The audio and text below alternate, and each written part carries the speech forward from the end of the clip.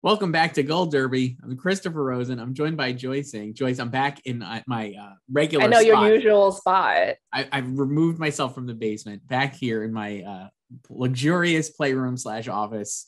And we're going to talk about every Oscar category that we're actually predicting, not the shortlist ones. But we've neglected, I feel like, a lot of these below the line ones as we've been. It's true. This is what happens when you just care about the stars and the big names. Yes, we are totally, we've been star effing all these categories, but now we're going to look at like the real people who make these movies. And like, but the people who matter. Yes, of course. I happen to love all the below the line stuff. I can't wait to see the shortlist. Honestly, I'm super hyped to see which scores and songs make it the cut. And yeah, like the music ones are my favorite. So. And really, again, we've mentioned great year for scores. We'll talk about this obviously when the shortlist come out. But man, what a year for scores! But we'll start with. I want to just go through. We'll just go through and get to the top. I want to start at the bottom of our predictions list, though. It's animated feature. It's the bottom of our predictions, but first in our hearts, I guess. And also animated starts with A. So wow, it's alphabetical. Yeah. We have not talked about this at all. I don't even know what you've seen from here. I've actually seen a lot of these, honestly. Which is not well, that's because you have a child. Yes. But yeah, I have right now, my predictions are, I have Luca, the Pixar movie. I have Mitchell's vs. the Machines on Netflix, Flea, which is a very acclaimed documentary animated feature, Encanto, which I still haven't seen, but I think it's coming to Disney Plus very soon. It's in theaters now. And then Raya and the Last Dragon, which I also have watched. So I've seen, like, I'm like really cooking on these animated features, Joyce, like we said. But I don't know. Which one is your favorite? My personal favorite is actually Luca. I loved it so much. It's like really great, and a great score. Dan Romer score, incredible work there from Dan Romer, who did Beasts of the Southern Wild, I believe was his breakout, which you've heard on 3 million ads. When I don't watch linear television that much anymore, but when I used to watch it, used to always be on. That score was like co-opted by a million different companies. So yeah, I really enjoyed Luca a lot. But also Mitchell's vs. the Machines is like super fun and creative. I think it's a little too, what's the word? Very hyper, maybe, and not like it's more of a. But it's a great movie. I loved it so much. And then Flea is, I think, the critical acclaimed favorite. Mm-hmm. And I actually could see Flea getting nominated here and in documentary feature probably at the Oscars. Same. And I think it could win one or both, but I don't know. I don't know. I feel like it'll probably have a harder time winning here just because they just tend to gravitate towards the more traditional, like. Yeah, true. That's why I have Luca winning. That's why I have Luca up there. I'm just like in on Luca. It's great. Pixar's done it again.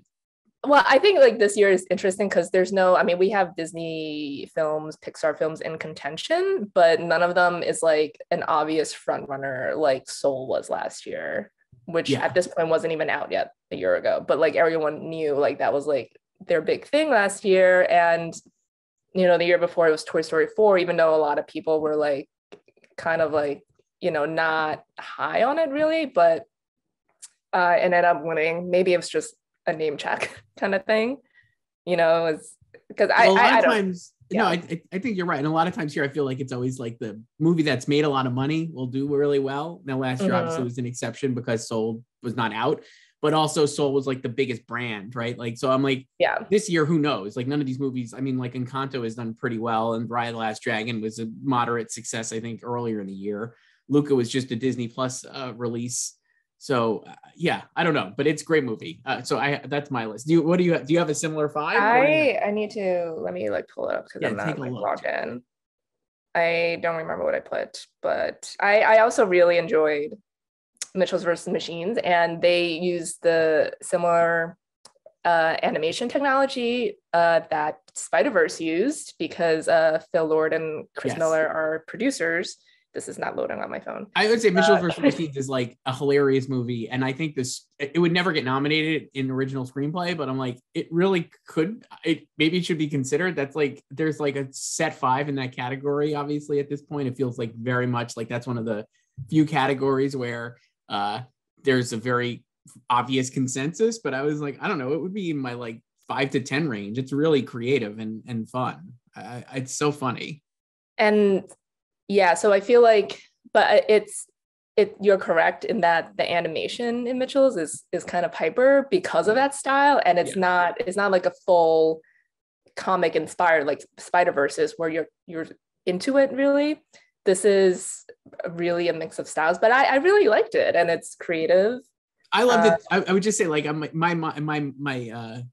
my bad faith mind. I'm like, and if you're like talking about like a 65 to 70-year-old Oscar voter, they're gonna way more be like, if they actually watch these, they're gonna be like, hey, Luca's pretty good. It's like a very straightforward movie. There's not a lot of like, it's not like exploding like TikTok memes, basically. Like Mitchell's versus the Machines feels very modern in a way that I think like maybe someone who is a little on the older side would be like, I don't care. I'm like out on this. But like for someone like a hip young person like myself, oh yeah, for sure. Way in, you know.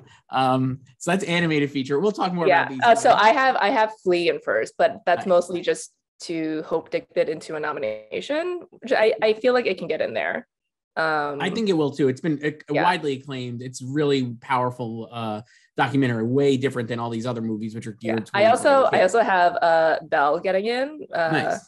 Because they usually have one spot for G Kids or something not traditional, like a Disney film or anything. So I would say of the five that I mentioned, I think Raya and The Last Dragon is the most vulnerable, not because of quality or anything, but just because it's like somewhat out of sight, out of mind. It came out much earlier in the year, I think March, and there's not as much buzz around it at the moment because I think like, Luca is a Pixar movie that like people really liked, and it's like anecdotally like a movie a lot of people saw, even though it's on Disney Plus, and who knows who's watching it. Mitchell's versus the Machines, I think, has been top of mind in a lot of critical acclaim and a lot of critics awards recently. I think it won at New York Film Critics Circle. So yeah, and Encanto is out in theaters now, and Flea obviously also has a lot of critical acclaim. So like the Raya and the Last Dragon is kind of like the odd fit there. So maybe Belle gets in, who knows? But a lot of good animated movies this year. I don't know. It was fun. It was a fun year for animation. It's more of an open race, so that's exciting. So let's move to visual effects. This one, I think Dune will win. So I have Dune winning at the moment. Again, great visual effects. I felt like I was on those planets when I was watching Dune. I don't know how Denis Villeneuve managed to build a spaceship, but he did it. The guy nailed it. So I got him in visual effects for Dune. I have Matrix up there, even though I haven't even seen it yet. I'm going to try to see it next week. Actually, it comes out on HBO Max next week. And then I put Don't Look Up in because, as we talked about when we talked about Don't Look Up, great visual effects and Don't Look Up. Better than Marvel movies. Yeah, like several who are in the running this year. And I have two of those in here already with Eternals and Shang-Chi are my other two. I don't have Spider-Man in yet. I haven't seen it. Did you see it this week? They were screening it this week. No. I'm gonna go next they were week. also, no, they showed the full movie at the premiere, but they were showing 40 minutes for junkets. Great. So yeah, I'm gonna see it next week also. But so it could be in, but those are I have Don't Look Up in there. The reason being, I don't know. I think it's going to be a Best Picture nominee, and I think it could get here like Irishman style. I don't know. Like I was just like, why not? The visual effects are cool. They launch drones into space and put them on a comet. It's good. It's like realistic. Yes. The FX sort of like it's not in your face like a Marvel movie or even Irishman de-aging. Yeah. I have Dune in first. Yeah. I also have Don't Look Up in, but I could see that getting snubbed. I have Godzilla versus Kong. Oh, what a great pick. Great movie. So much fun. Love that movie. Yeah. And I have Matrix and Free Guy. I actually don't have any Marvel in here. I think I dropped it. Who was the last one you had? Updated. Free Guy. Oh, wow. Nice. Sure. Why not? I seen the ads with Ryan Reynolds. He looks jacked. I'm assuming that's visual effects, or at least they put his face on a person's body. So, hey, why not? Yeah, that's definitely what happens. Yeah. Yeah. He does not look like that. Fine category. We'll see how it shakes out. I mean, Marvel, I don't think has ever gotten multiple. They've definitely never gotten 3 movies in this race, right? In visual effects. So that could be like. No, I don't think so. Well, also a superhero movie has not won this category since Spider-Man 2. Right. And I don't think this year Spider-Man, really. I don't think this year is going to change that just because there's too many movies. Yeah. And none of them are really that the effects in it were really that superior. No, I would say the Black Widow effects are the weakest. Black Widow effects are rough. I would say. And they had an extra year to work on it. Just it's like the way it's not even, I don't even know. It's just because it's a lot of like stuff in the air and it's just this tough beat. But I thought I've been like, when I look at I've been fooling around with the settings on my television. This is scintillating stuff. And I'll put Shang-Chi on to like gauge how it looks.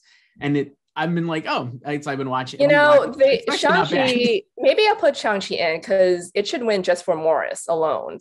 Yeah. Incredible performance, motion really capture, good. Creature with no face. Yeah. And a lot of the stuff in the forest I think is really cool too.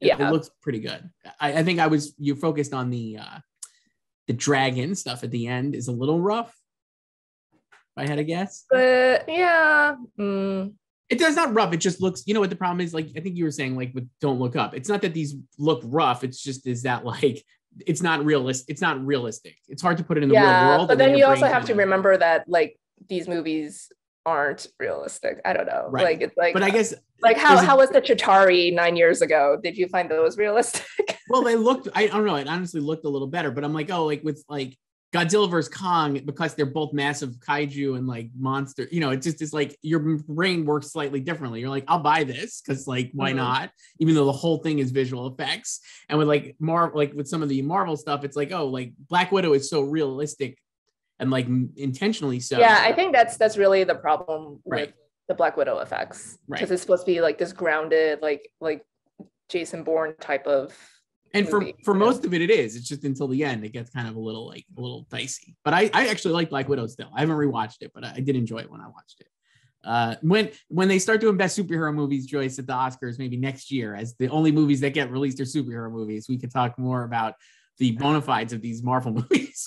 Remember best popular movie? Oh, what a great gambit that was. It worked so well. We have best sound here, right? Yes. I went Dune again, just the best sound, just exploding sound, a lot of great stuff. Use the voice. I think it alone should win for use the voice and like the like that whole thing. That was my impression of the voice. I don't even know how he does it, and then I threw West Side Story in for the musical.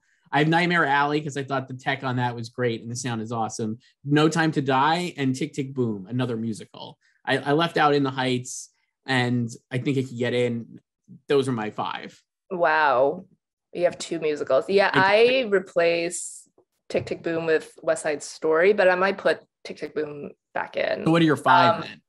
I have Dune, No Time to Die, West Side Story, Nightmare Alley, and I also have Belfast. Nice. I mean, it actually is not the worst not the worst gambit, right? Again, because it's the best picture frontrunner, why not?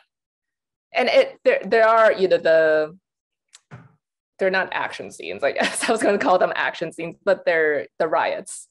The riots are actually really loud. It's funny. Yeah. Memorable sound. I know that sounds weird, but I'm like, I could picture, I've only seen it once, but I'm like, it's burned in my brain. The sound of the explosions and the way the riots are played out and the broken glass, like it just is very evocative, I guess. I don't know. I think the sound work is really good in Belfast. So the first Quiet Place got in. Could Quiet Place 2 get in? I don't believe so, because I think the novelty wore off in A Quiet Place too, personally. And I mean, it could. Again, it's like one of the most popular movies of the year, but I just wonder if it was like, I think the first movie was like a juggernaut. It almost got like it felt like it almost got multiple nominations, right? And this one, I think maybe did not make as much of an impact, let's say. So I don't think it'll get in. You know what I had really early on that I might actually put back in? What? Our favorite movie, The Last Duel. Great sound as well. And I would hope that if it does, I could see Last Duel actually rating in a lot of spots here. So I had it in a lot of crafts in the early fall, and I've since dropped it because, you know, didn't perform that well. But it's being relitigated. We have Ben doing a lot of press on behalf of the Tender Bar this week. Very revealing interviews. Yes. And also partially discussing The Last Duel, and Ridley is still out there promoting this and Ridley has been promoting this amazing interviews.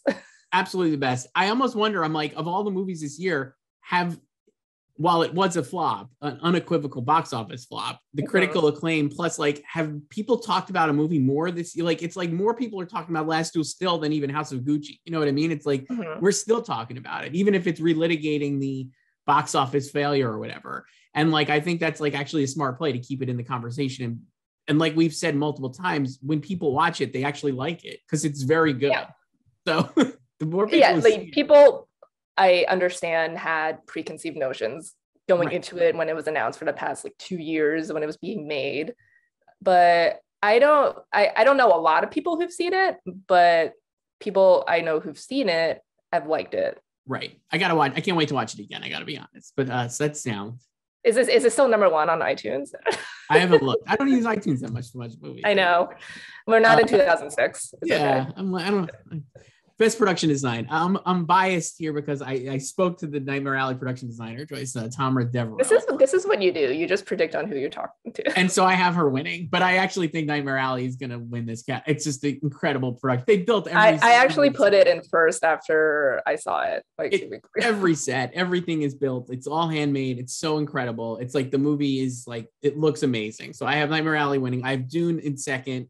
And then I have the same team did French Dispatch and West Side Story. I have them getting in twice because I think those two are great. And then I put Being the Ricardos in because, again, Aaron Sorkin works with great people. I think it's John Huttman is the production designer for Being the Ricardos. And he also worked on The West Wing. And he did Quiz Show, which was one of Aaron's big influences on Being the Ricardos. I think that's going to get in. That's my like wild card there. So that's what I got.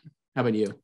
I have Nightmare, West Side, Dune, French Dispatch, and Tragedy of Macbeth. Nice.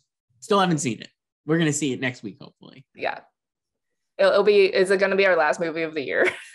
Possibly. Except for like Matrix and Spider-Man, which we'll obviously put on our best picture. They're going to be PGA nominees. Yeah. Clearly. No, I love this. I think this category is great. Like all this stuff is awesome. I love the West Side Story production design. It's so cool.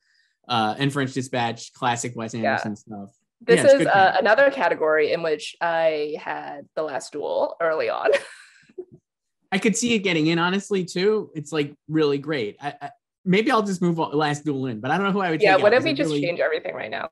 Well, I do like Being the Ricardos so much. I think the production design is actually really good in that. And like replicating the set of Lucy's, but like... the production design in that is not very flashy. Right. But I think awesome. That's the trick where, I mean, there's certain movies where you want to draw attention to the set and their surroundings. And there's other movies where you don't want to do that as much. Right. So, and I think that Ricardo's is the latter. So, right. For best film editing, Joyce, I have Don't Look Up winning, Hank Corwin getting his first Oscar. I was blown away by that movie. It's still like it, even though I know people don't like it, but I thought the editing was like really good. I think Hank probably could have won for Big Short and didn't, and probably could have won for one of the Oliver Stone movies he is known for. But no, I have him winning. And then I have West Side Story, Power of the Dog, Dune, and Nightmare Alley. Those are my other four. Yeah, I have Dune, Power of the Dog, Don't Look Up, Belfast, and West Side Story. And I'm thinking of putting like West Side Story in first. I have Dune in first right now. But... So very likely. I could see, here's the other thing. You have Belfast in, it makes sense because Belfast is one of the best picture front runners. And it seems like it's going to tick off a bunch of like very obvious best picture precursors, right? Because it's like likely a PGA nominee, likely a SAG nominee. It's got Critics' Choice love. It would make sense that it gets the best editing. So I don't have it in here because I just think that the editing in these other 5 are more editing, I guess. I don't know. I guess Don't Look Up would be the one. I have them winning, but so it's like crazy, but I'm like, I could see that not even getting nominated, I guess, if it just went chalk, because I think the other ones you have that I have, right, like are very obvious nominees here, but I don't know. I don't know how else I would get Belfast in. I guess maybe Nightmare Alley, but again, I think that the Guillermo magic in that movie will really respond. The below the line for that movie is going to go really far. So I don't know. Yeah, there's a link or a strong link between Best Picture and editing. You need like at least a nomination historically. And, remember when Roma did not get nominated Yep. for editing and Green Book did. So, which, won by our favorite movie, Bohemian Rhapsody. Correct. Such great editing. Yes. Definitely the most editing. Usually it is the most editing. Most editing, for sure. That was why I have Don't Look Up in there, because it's like you watch that movie and you're like editing the movie. But I think it's great editing. So it's like, it worked for me. Yeah, it's not that the editing in Don't Look Up at the end, it's not manic like the editing in that very, very famous boat rap scene. Yes. It's a lot of editing, but it serves a purpose, I would say. Yes, I agree. I think it's just great. I would really love to see Hank Corwin win. I think that would be like really cool if he did win for Don't Look Up. We could do costume design, Joyce. I have my favorite movie, Cruella, at the top. I do too. Yeah, I still have. I put that in there. I mean, in awesome. The summer, and I kept it there. It's like the costumes are amazing, and then I have House of Gucci, Spencer, Nightmare Alley, and West Side Story. Those are my 5. I have House of Gucci, Nightmare Alley, West Side Story, and Spencer. Yep. Pretty basic stuff. I would say I still think Cruella could win. If I was gonna pick one, I mean, Spencer's I thought were like incredible because they're really great recreations of like a lot of famous Diana looks. But I don't know, Cruella is just like they're making dresses and stuff, and like I don't know, the dog, the Dalmatian look. I just thought it was good. It's just great costumes. Do you think Dune can get in?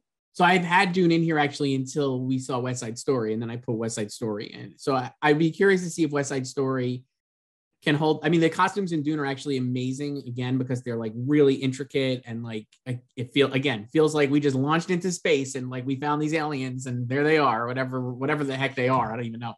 But I just think the West Side Story costumes, and especially because of the period detail, would kind of win out. And West Side Story, while Dune, I think will get a ton of nominations. I think West Side Story is a stronger movie, so that was why I put it in. That was my rationale. But I could see Dune getting in for sure. I think it would be my number 6. Mm-hmm. I want to predict Power of the Dog because the costumes that are so underrated. Yes. It's Westerns are flashy, but also not. It's not period like, you know, some of these movies like Spencer, you know, it's not like big gowns, like great gowns, beautiful gowns. But the detail in a lot of those clothing for Phil and Peter and George and Rose, it's so subtle. And again, it's not something that you're immediately drawn to when you watch it, but right. It really adds so much to their characters in the film as well. I also love the Power of the Dog costumes because it straddles different era. Like when you think, I mean, like, did you think this in the movie too? Like the movie takes place in the 1930s. So like when you think Westerns, the 20s, like, or isn't it 1929 or something? I thought it's 1925. Like, okay. Yeah. So I'm totally wrong, but it's definitely like an era when you're like not thinking of cowboys, let's say, right? Like I'm like, my mind is going to like, you know, 17, 18, 1900s, like early 19, like, you know what I mean? Like not 1920. It feels a little more modern. And I think the way that they mix like flapper costumes maybe, or like, you know, like looks with like the cowboy stuff is just cool. And I think it's like it's just an interesting blend. I enjoyed that about Power of the Dog. I'm gonna bring up Last Duel again, because once again, I at some point had that in here.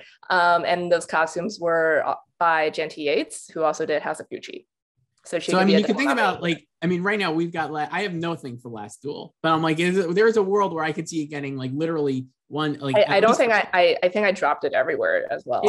If it does get this renewed bump and like people keep talking about it, it could get like 4 or 5 nominations, which would be pretty cool. That would be amazing because it's not really popping anywhere like at Critics Awards and like regionals, you know. I was hoping Jodie Comer would get more love than she has, like not even like runner-up mentions, you know. Mm-hmm.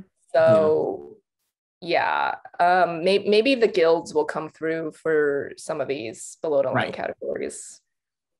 Moving on to best cinematography, Joyce, like a favorite category, I think, of all of us. I have Power of the Dog. This is stacked this year. Great category. I have Power of the Dog on top. Ari Wegner. West Side Story, Dune, Nightmare Alley, and The Tragedy of Macbeth are my 5. But it could be any number of movies. I have Macbeth, Dune, Power of the Dog, Nightmare Alley, and West Side Story. I have Macbeth in first. I didn't really reorder this when I last updated 2 weeks ago. I should do that. But now I'm thinking. Well, I'll tell you what, you're not wrong, because it seems like everybody has been like on the Macbeth cinematography. That's like one of the standout things. Since that teaser came out as well. Right. As Bruno Debanel, I believe, right, is the cinematographer. But now I'm like, what if, because I'm still thinking about that puddle shot in West Side Story. like incredible incredible shot. I can't even describe it, but like Janusz Kaminski, I will give you another Oscar for this. It's a great shot. And it's actually like, I think we've gotten like, I don't know. I think there's been like, at least on film Twitter, like maybe Steven Spielberg and should try like a different visual look or whatever. I've seen people like talk about that, but then you watch West Side Story and you're like, no, like his work with Giannis is amazing. And like, this is just like, again, further proof that we underestimate Steven Spielberg and his collaborators, that we're at our own risk. It is awesome.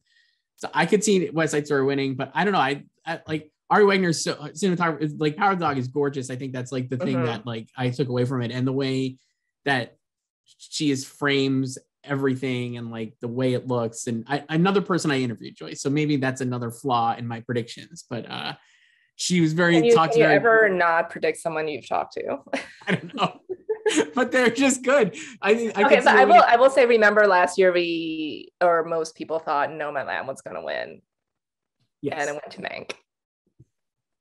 It's true. I don't know. I mean, I just think that like, I also like she would be the first female cinematographer to win here, right? Ever. Yeah, because Rachel Morrison was the first woman to be nominated. So that alone is good. I mean, this is an awesome category, though. I don't think you can go wrong with any of the. Yeah, you can legit fill this out with 5 other nominees, or like ones that we haven't named yet. Yep, it's an incredible category. Like there's also Belfast. Yeah, Belfast. I mean, I had that in at some point. There's also Come On, if you're just talking purely black and white cinematography. Mm-hmm.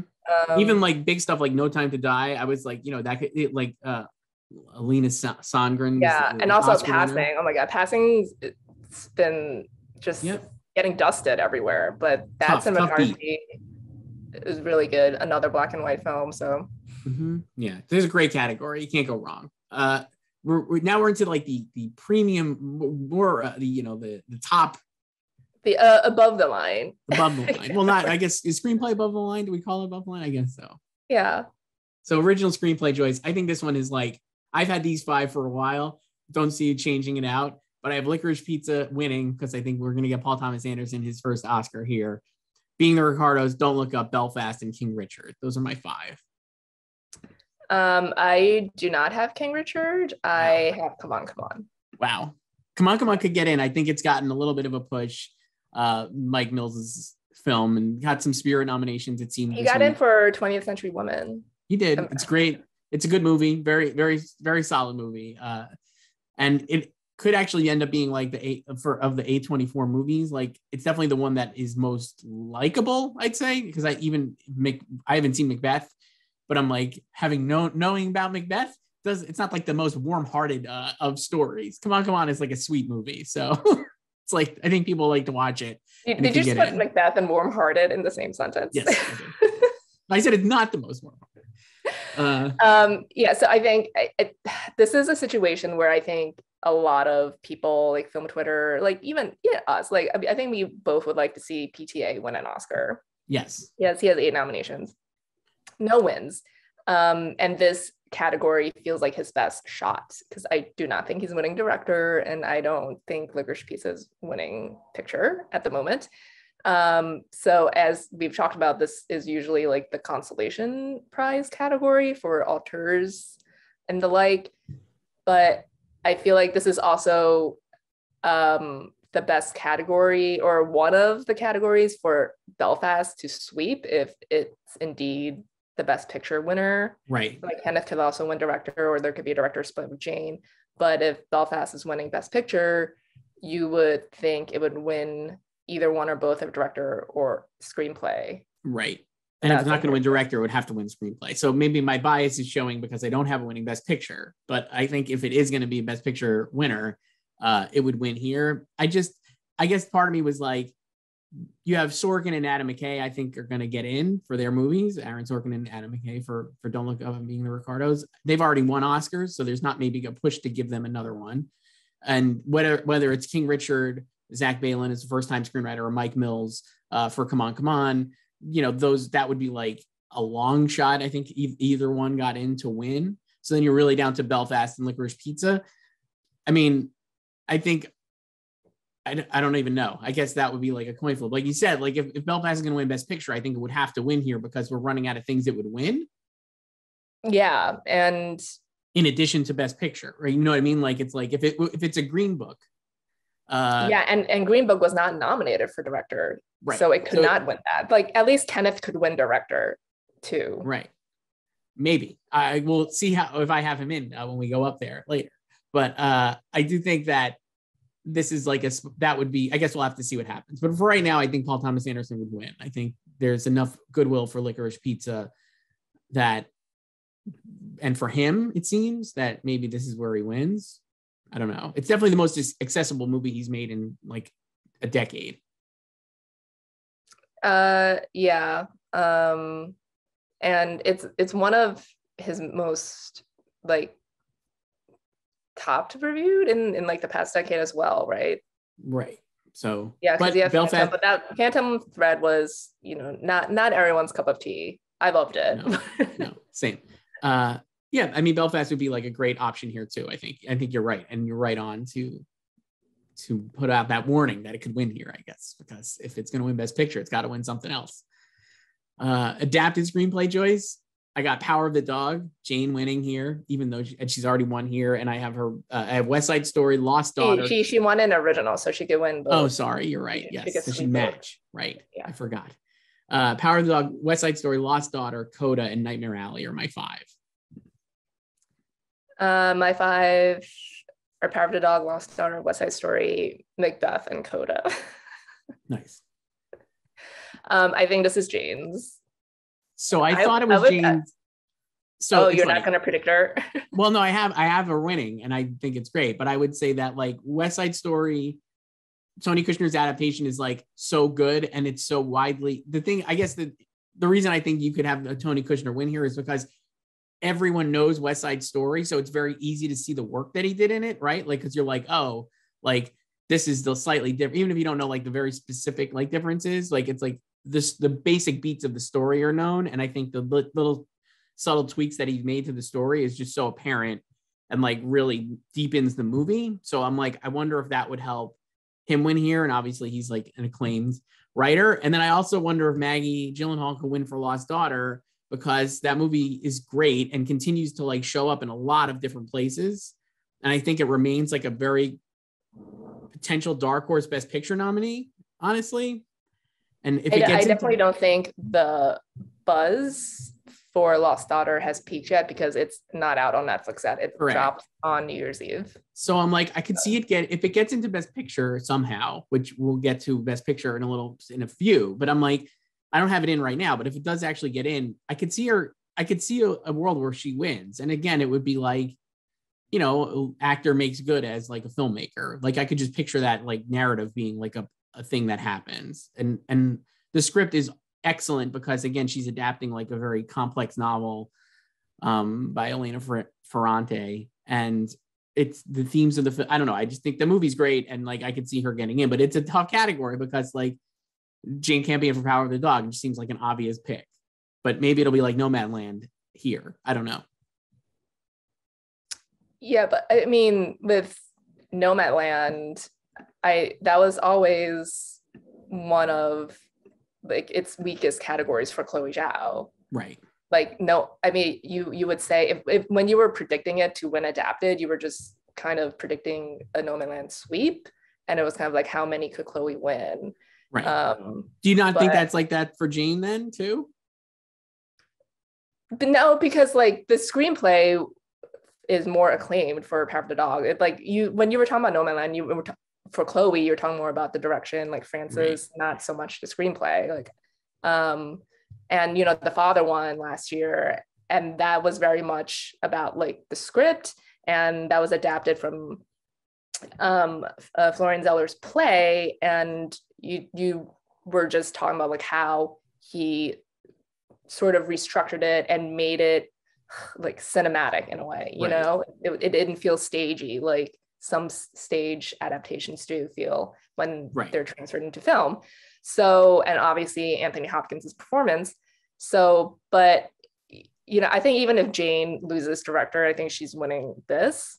So yeah, I have her.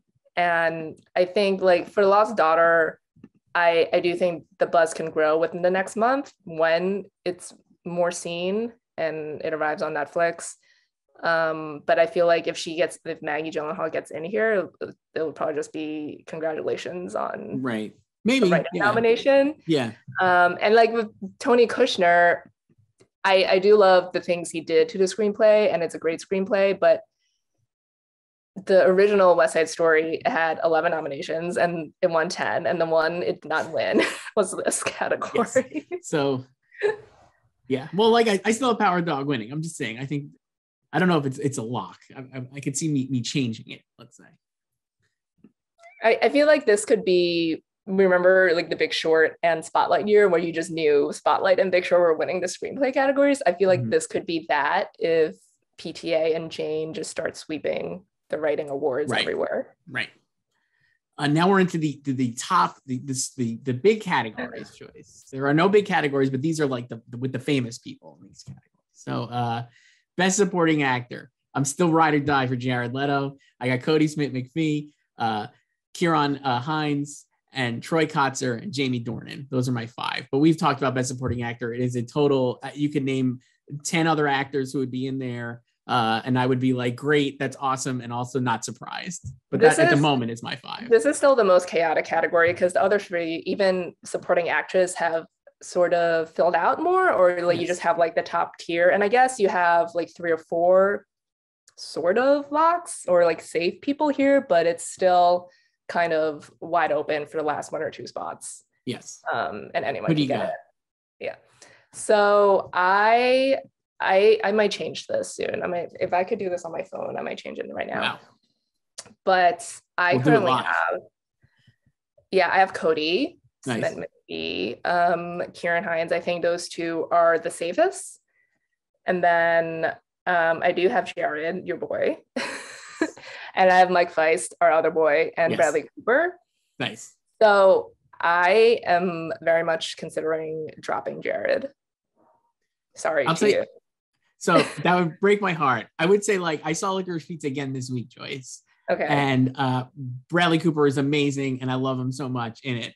And I think it is actually, I was just like, it's such a small, he's barely in it. I know it's like 7 minutes. I timed it. 7 minutes. It's 7 minutes. It goes by so quick. I don't know. I just couldn't put him in. I was like, I think that they're going to not. Loading. Okay. I think they're going to not reward him. But I guess if you drop Jared, then who are you going to put in? Okay, so here's my thing. I might drop Bradley too.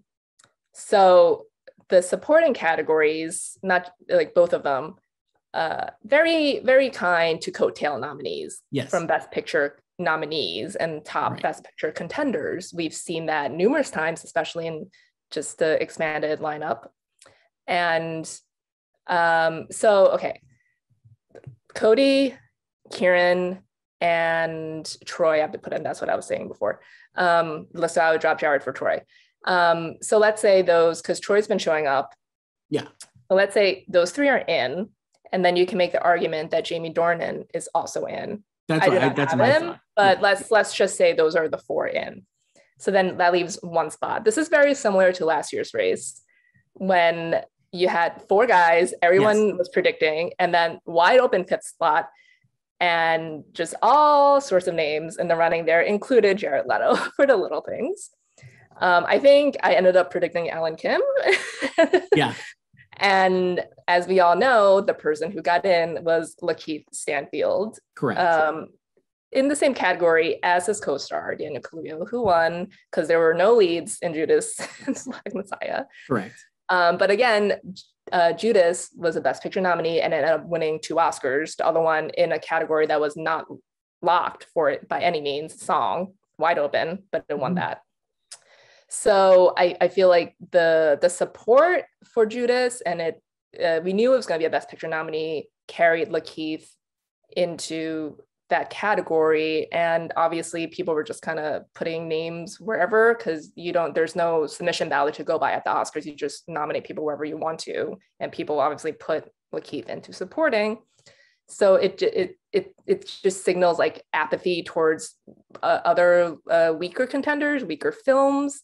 So here I feel like if those previous aforementioned 4 names are in, you have that 1 5th spot, I feel like it would not favor Jared because I don't think most people are predicting House of Gucci for Best Correct. Picture nominee. I don't think, like, I still have a Lady Gaga in actress. I don't think she'll be a lone nominee because they'll probably get costumes. Right.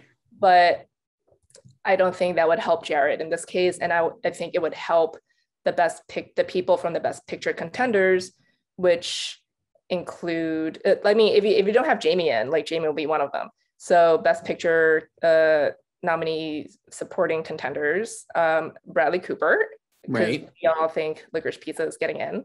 Okay. Mike Weiss, because Side Story. Sure. And I will say a name we have not said in a while, Jesse Plemons. Very, very astute. Jesse Plemons, I think, again, and I'll give you one more to add to that list. And then I would have to just throw Jared under the bus, go from winning to not even nominated. Robin DeJesus for Tick, Tick, Boom, I actually think could be in here too. I think it would be a very big shock, but that movie remains a seemingly audience-pleasing juggernaut. And if it's going to get a Best Picture nominee and a Best Actor nominee, I think he could maybe get in here as like a surprise. He definitely has like a very memorable part in the movie. And if people like the movie, they obviously would like his performance. So I don't think he's getting in, but I think you're dead on with if it's either Jesse, Bradley, Mike Feist, Robin DeJesus. Like someone from a Best Picture nominee, like a coattail. Yes. Like we've seen that before. We saw that with like Sam Rockwell with Vice, another very short performance, and he booted Timothée Chalamet, who was going to be a lone nominee for Beautiful Boy. Right. So it could really happen. I would say Don't Look Up, while I still have it getting in for Best Picture, spoiler alert, I think it's going to be hard to pick one of those actors in support. So I don't think like Jonah Hill or Mark Rylance are really going to make it, or even Timothy in that one. Dune, I think we've talked about, is not like a very big actor play, and certainly not supporting actor. Those are the other Best Picture nominees. King Richard, I guess we could say John Bernthal for this maybe. But again, we've talked about the problem or an issue there is that he's great in it. It's just a smaller role and maybe doesn't have as much. Yeah. And I think like his situation is more that like he is the comic relief and very fun. I enjoyed him greatly. But yeah, he comes in kind of late, and right. It feels like the way that character is written, his whole purpose is to just like signal to Will, like, you should do this thing. Right. So probably won't get in, but could, again, because he's very well liked. But I think you're dead on. And then for Nightmare Alley, I think it's actually similar to King Richard in that the supporting contenders are like kind of split between, I have Nightmare Alley and two for Best Picture. Spoiler alert from when we get there, but I'm like, I think the supporting actor contenders in that one are split between like David Strathairn and Richard Jenkins, and neither one probably is in it enough, even though they're both excellent in the movie, to get in here. So, well, speaking of David Strathairn, remember last year people were like maybe Nomadland. I think you had him for like a hot second, right? I did. Yeah, I think he's like similar to Bradley Cooper in Licorice Pizza, and like it's just too little of him in that film, just like there might be too little of Bradley. So I might drop Bradley too. I will say the other thing with Jesse Plemons, having rewatched Power of the Dog, when I first saw it, and again, because of the way the movie is structured, and like Cody is really in the last like 30 minutes or like he dominates the movie, right? Like, I mean, it's like, but he's not really in it very much before that. And you walk out of the movie being like, wow, Cody's awesome and like definitely going to win. But when I rewatched it, I was like, man, Jesse Plemons is in this way more than I remember. And he's awesome in it. He's so good. And it's like, I just think it's a great performance, and he's definitely on the line of that like actor who people have been wanting to get an Oscar nomination. And I think he's been in 5 Best Picture nominees in the last 6 years, including Judas and the Black Messiah, in which he was really good. I don't know. I definitely could see him getting in. It feels like I would not be shocked if he gets in. I think I was looking at he's not. I would say Mike Feist and Bradley Cooper are scene stealers in their films. Like Bradley Cooper is a scene stealing cameo. Mike Feist is a true like scene stealing supporting performance. Right. Exactly. And Jesse is just like all reliable there. Like he's just good. And he's the performance where no one really singles out, but like the film would not work without him. And he's also the good brother. Right.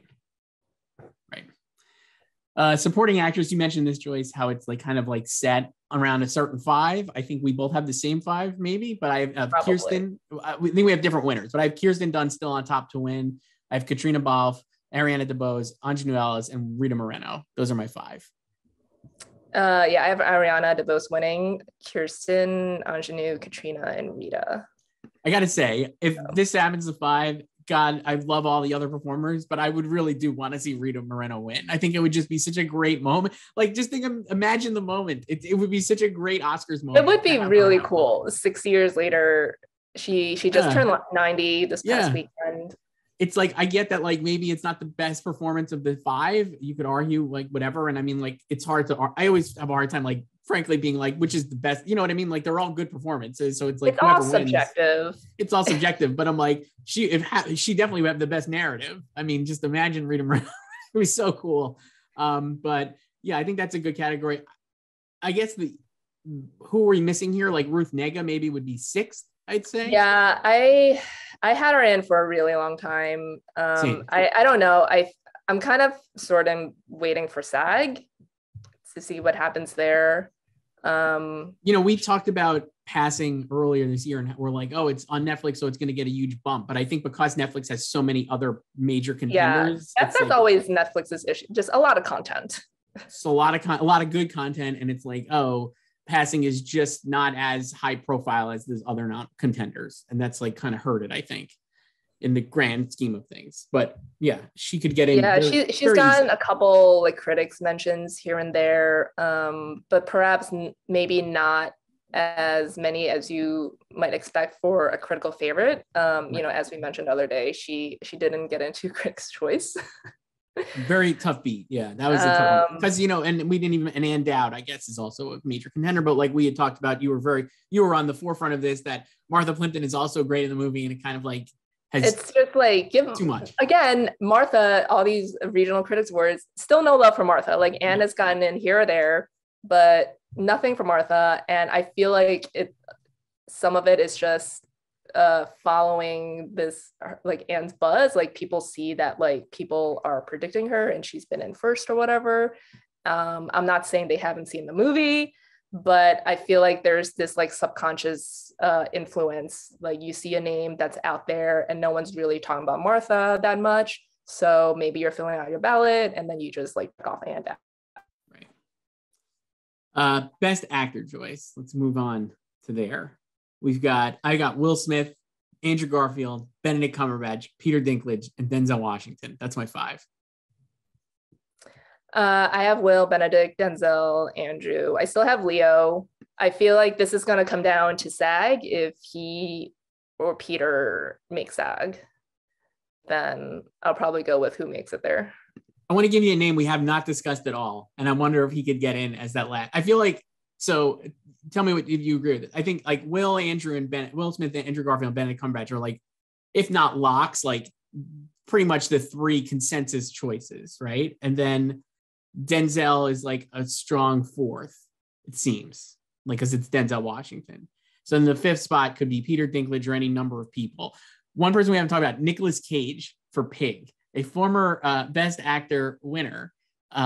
Definitely the best reviews he's gotten in a long time. And I don't know, I just was like, it would be a real surprise. But what if he got in? Is there enough affection for Nicolas Cage, and will enough people have seen the movie? I think it's on Hulu right now, and I know they're like working to get screeners out.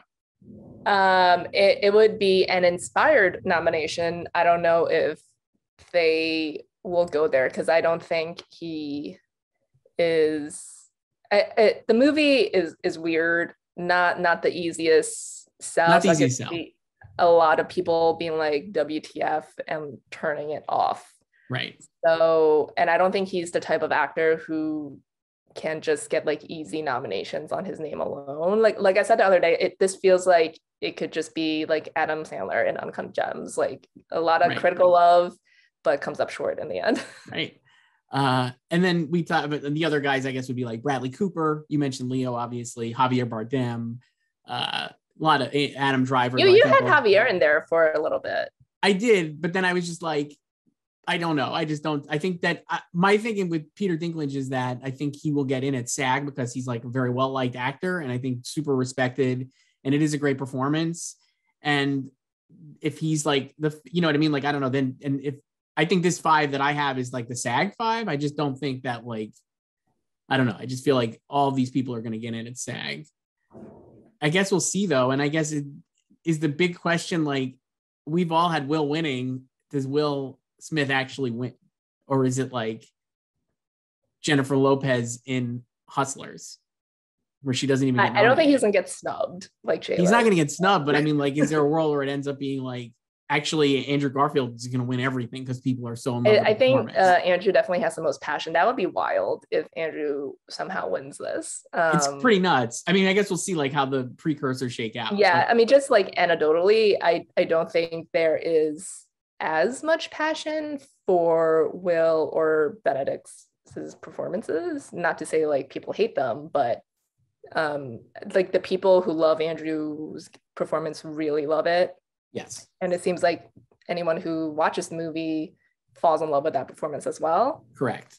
So That's the thing. And I'm like I said, I've had Will Smith predicted since like August, and I'm not changing it. But I'm like, I don't know. If he lost, would I be surprised? I guess not. I mean, yeah, and then he's like we mentioned this other day. He hasn't been winning as many like of these regional critics awards as maybe you might think he would. I don't think it's a surprise that Benedict is doing better than him. Like he won New York, like the bigger, one of the big 3. But I feel like Will, I think he's won one this week. I don't know. There's so many of them every day.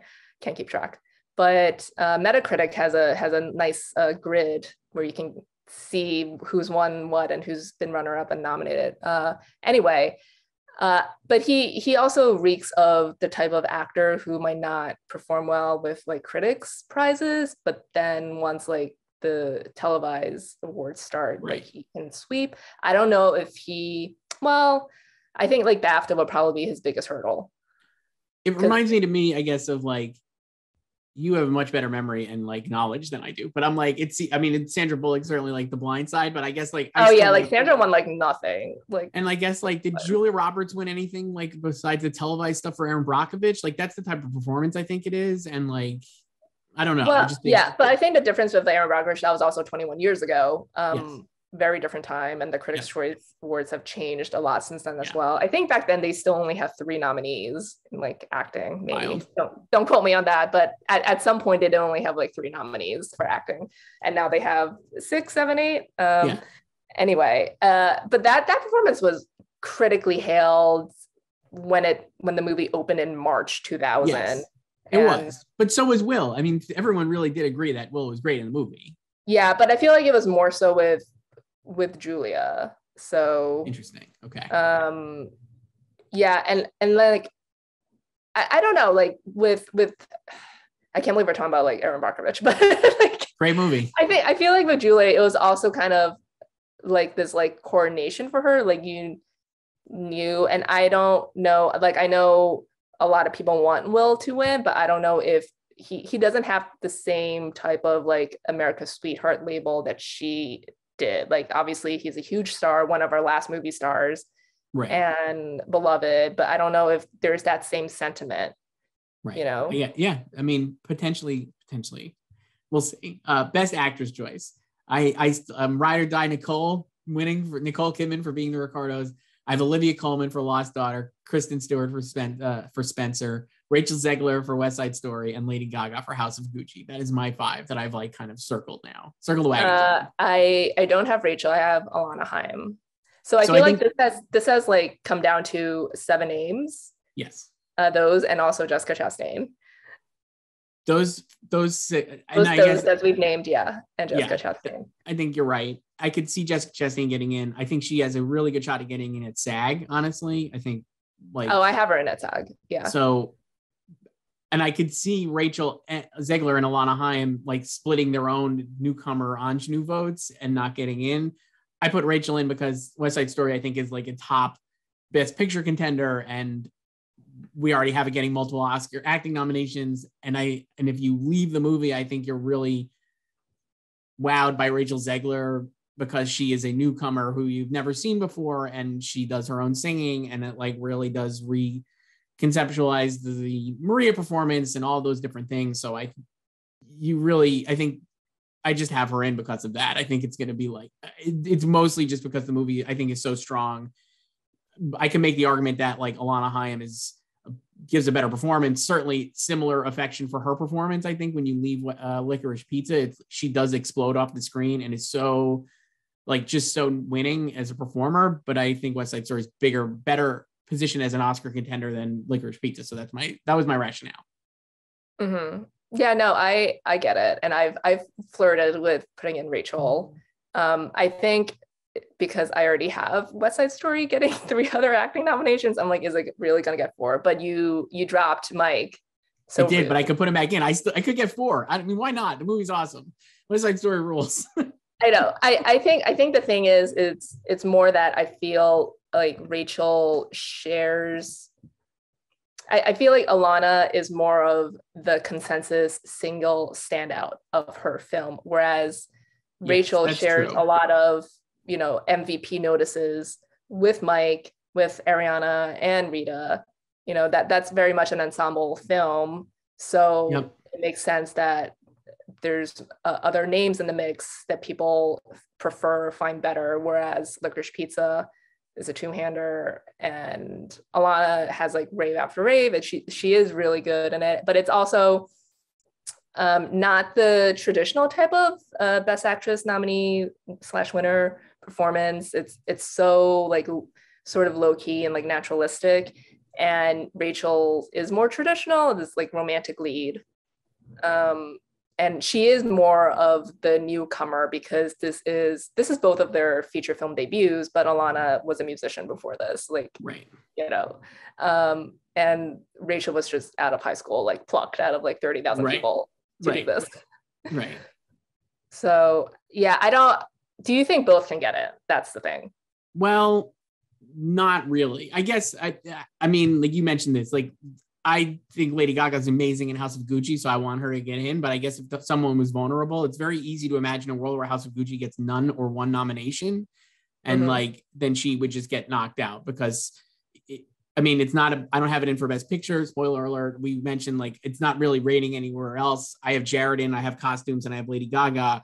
But if you told me Jared and Lady Gaga did not get in, I would not be totally surprised. So I think there is a world where Alana and Rachel could get in, but I wonder if that last, if Lady Gaga doesn't get in, does that last like big performance go to Jessica Chastain, who I think everyone would agree is like really good in that movie. The movie is fine.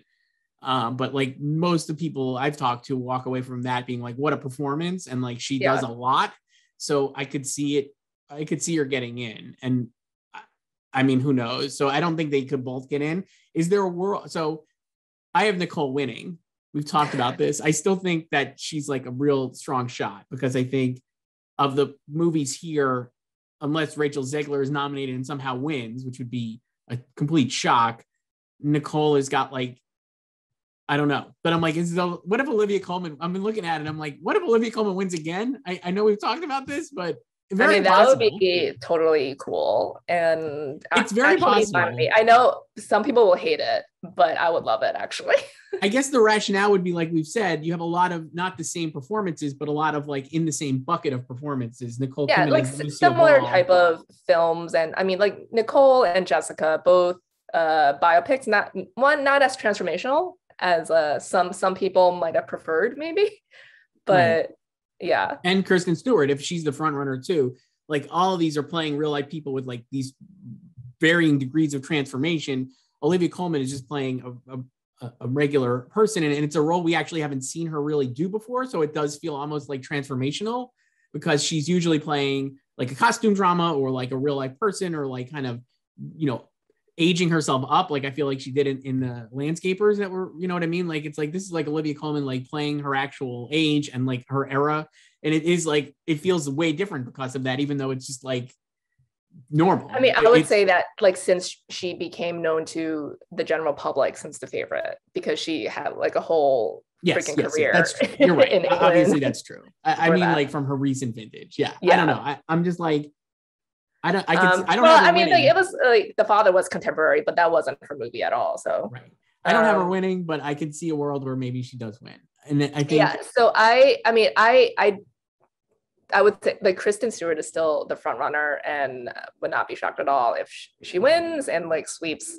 But I can see this season being fractured, sort of like last year, and everyone winning or a different person winning at every ceremony. So, which I would prefer because that's more fun for us. And what else you were saying before about Lost Star when we're talking about with Maggie Gyllenhaal for screenplay, the fact that it has not peaked at all in it's weird because it's been at festivals since literally Venice, so that's like August. But it hasn't been on Netflix yet.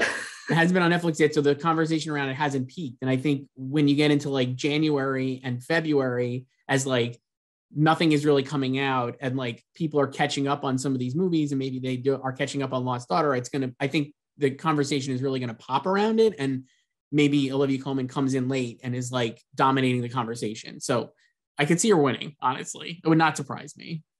Yeah, I don't know if I'm going to change anything at all, because I feel like if I put like Jessica back in, I would just take her out again and then try to, I don't know. I need like SAG here to sort of clarify.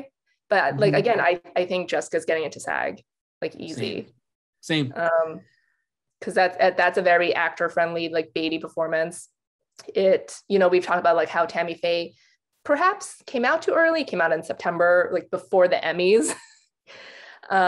Did not do well at the box office, but you know what movies really did besides House of Gucci. Right. But I feel like it getting out or being released early, it got on VOD early, and they got their screeners out early. Yep.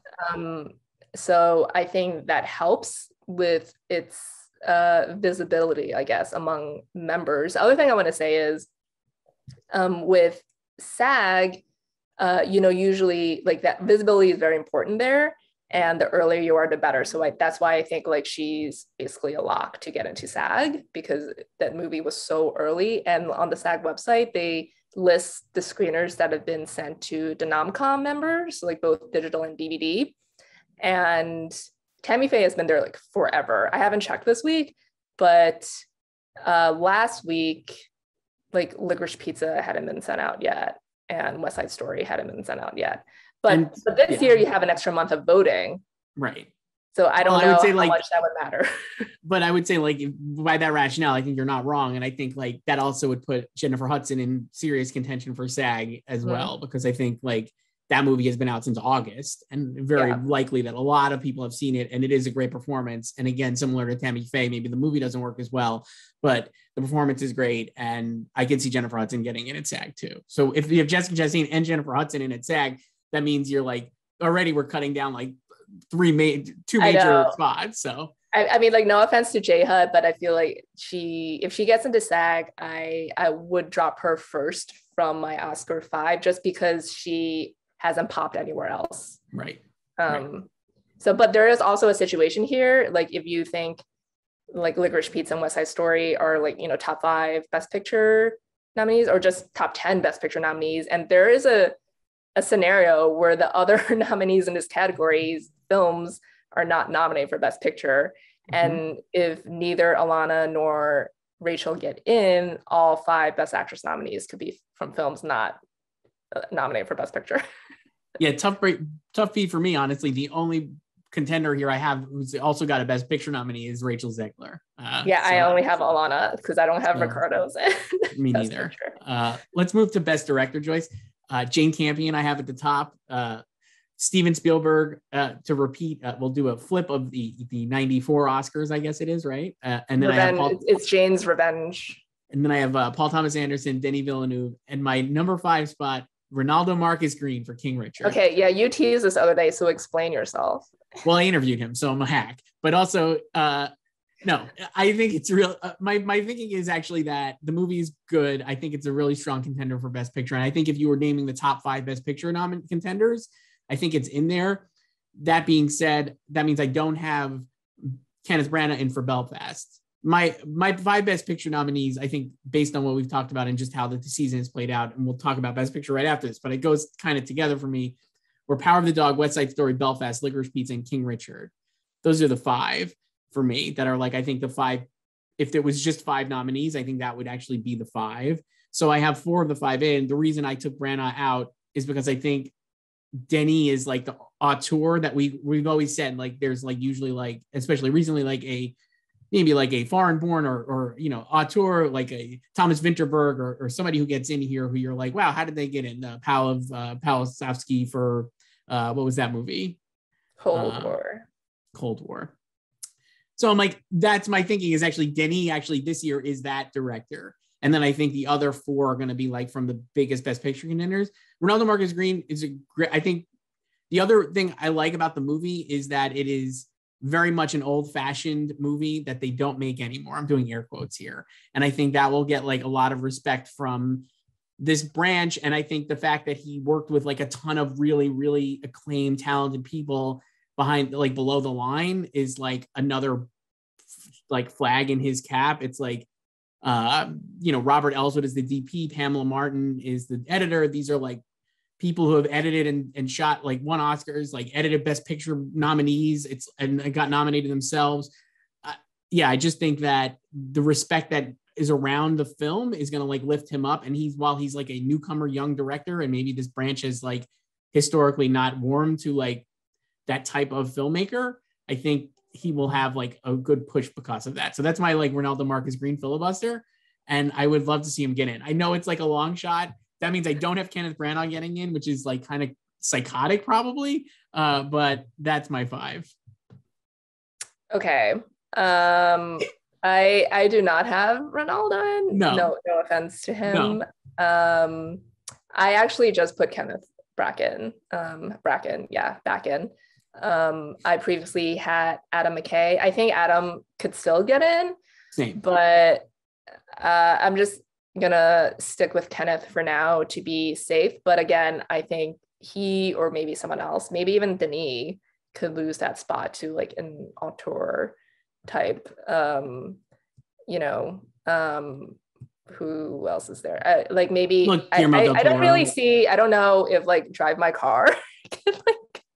I mean, that's gotten a lot of critical acclaim. Yeah, you know, New York Film Critics Circle Best Picture winner, but Ryusuke Hamaguchi. I don't know if he can get in, but I could see that spot going to a surprise nominee, like that last spot. But I still have Jane and Steven Spielberg and PTA and Denis. Right. And I think that, I guess the other people that people have been predicting are Guillermo del Toro. Mm-hmm. But I don't have Nightmare Alley in anywhere above the line. I have it in for Best Picture. I could see Guillermo del Toro getting nominated just because I think that movie is really much a director showcase, and he obviously is such a well-respected filmmaker and won. So I think if he got nominated, I would not be surprised. And I think you're right about Adam McKay. I had him in as well, but I took him out for Ronaldo because I just think that, I don't know. I think, who knows? Adam has gotten 2 Best Director nominations, right? On Big Short and Vice. Yeah. So it does feel like the logic would say that he could get in, but I wonder if he would. We didn't mention the other people, I guess, would be super long shots. Maybe would be like Lin-Manuel Miranda for Tick, Tick, Boom. I mean, we laugh, but like the movie is loved, and I could see him at least getting a DGA First Time Filmmaker nominee. So, you know. Yeah. I would say he could probably get into DGA like the regular feature before he gets in here. And then like Sean Hayter for Coda? Be another potential option here. I actually had her in for a long time, but I've moved her out because of more movies obviously coming in. I think she has a better shot with her script than here. Yeah. I mean, there's also Joe Cohen for Macbeth, who I did have like very early on as well. Yeah. It's a great category. It is. And, you know, I like this branch. The directing branch is the most idiosyncratic, especially since the Academy has diversified so aggressively the past couple of years. So I do love that they have gone with a Thomas Vinterberg and a Paul Pawlikowski in the past couple of years. And, I mean, I know some people did not like Todd Phillips' nomination for Joker, but that also was not surprising. And like this, I last year, we were all kind of predicting like the set 5, but we all felt like Aaron Sorkin's spot was shaky for Chicago 7, and it proved to be true. So I guess you would say of like the consensus 5, that would be like Belfast. Kenneth Branagh is like, it's the least flashy, I guess. I mean, Licorice Pizza is not that flashy, but it's a slightly more stylized, and it also feels like more personal, even though Belfast is about Kenneth Branagh's childhood. But there is like a very specific aesthetic to Licorice Pizza, and like Belfast, I would not be surprised if he was snubbed here, but if he gets in, it's like, like duh. Exactly. I feel the same way. Absolutely. No notes there. I just think like if he got in, I would not be surprised. But and then he could win. And he could win, but I think that he could not get in, and it would be like, and the movie could, whether or not he gets in, I don't think changes Belfast's Best Picture trajectory. No. Weirdly, like it could be like Green Book. I think it's, no offense to Belfast comparing it to Green Book, because I just think Belfast is a better movie than Green Book. But I think like the Oscar trajectory could be similar in that regard, where it doesn't get in, and maybe that's even better. For the movie, if he doesn't get in, does that like push an Argo type narrative where it's like, how did he get snubbed for this movie everyone loves? And then it makes it even more of an obvious winner for Best Picture. We shall see, because he could still get in and maybe win. I mean, the difference there is that Ben Affleck was winning everything for Argo, and then he got snubbed, whereas it's Jane who's winning mostly everything this time around for directing. So. And then for Best Picture, Joyce, we've kind of spoiled and stomped all over this, so maybe I will not belabor it, but I have Power of the Dog winning. I have West Side Story 2, The Belfast, Licorice Pizza, King Richard are my top 5. And then I have Don't Look Up, Dune, Coda, Nightmare Alley, and Tick, Tick, Boom to round out the 10. So my only difference is I have Macbeth instead of Nightmare Alley. So I still haven't seen Macbeth. Maybe I'll change my mind. But I think the reason, my rationale for Nightmare Alley, like I mentioned, is that it's going to get multiple craft nominations, and I think a lot of broad. I get it, and I've thought about it a lot. There you go. I mean, like I think it could get in, it'll get like 8 nominations. So there you go. That's it. We did it, Joyce. We predicted and the Oscars. This is not even all the categories. No, and we're going to change our minds, but we're not going to talk about this probably much before the end of the year. So again, we'll talk next week, obviously, right? You're gonna do another interview right now and then change your predictions again.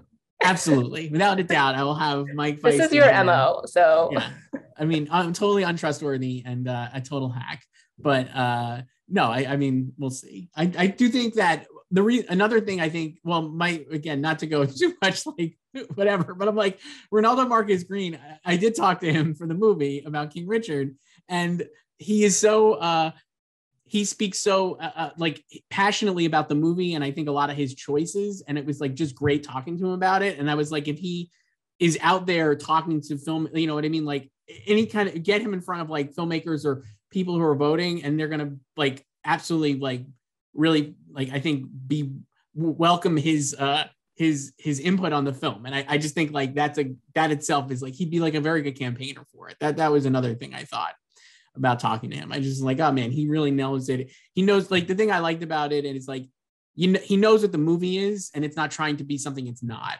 And you know what I mean? It's not like, no one would say King Richard is like a piece of high art cinema, like Power of the Dog, maybe, right? But it's like very successful as like mainstream entertainment and doing the family drama. Yeah, it's a very good sports drama. Yeah, it's just a very good movie. And it's like, I think making that is maybe harder than people sometimes remember, to make a good movie with like a major star doing his like best work. I think it could get in. We'll see if he gets in. Who knows? I'll keep him in there though. I really like. Look, I respect like a nice Hope Diction. Like, why not? Right. Joyce, anything else before we wrap up? What we're gonna say? Anything else we got here? I don't know. We already talked about Succession this week, so we did. Nothing else to talk about with remains that a great show. The one thing I would say is we mentioned this when we talked about it. I would say like Brian Cox, I think, is on another level this season. God love Jeremy Strong, but I gotta go Brian Cox for my Emmy push. You know, I've rewatched the finale. I won't say exactly how many times, but a few times. And his impersonation of Shiv just slays me every time. It really is. Just give it to him. Exactly what I was going to say. Just give him the Emmy for that alone. It is the most vicious thing, and it's hilarious, and he's just so wonderful. He was like locked and loaded for that. He was ready. I bet you that was one take. So good. Just an incredible. I would like, even though I think Jeremy is probably winning the Emmy at this point, I would love for both of them to win at least once before the series is over. Yeah.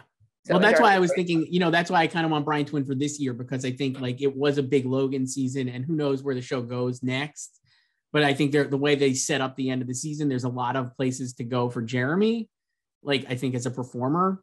And you want a 1-year time jump, and what did you have him doing? Yeah, I would love that. But the other thing I would argue, and again, I don't agree with any of the there's so many bad Succession takes out there that I'm like, people just don't know how to watch TV anymore. So anybody saying like, the show is just like it was spinning its wheels or whatever was so like, wrong. Nothing happened. But I'm like, you could argue that Jeremy's performance this year is not much different than what he did last year, which maybe is why he should win, because like he won last year for season 2. But I would say like Brian this year went to different. I felt like there were a lot of different shades of Logan this season, and stuff we haven't actually gotten to see Brian do. And Jeremy was kind of like continuing to be incredible at the Kendall note. And that's why I'm like, if you give it Brian this year, there's an argument to me that whatever Jeremy and Kendall do next year is going to be a little different because of the way they ended the season. I don't know. Yeah, I don't think people think that far ahead.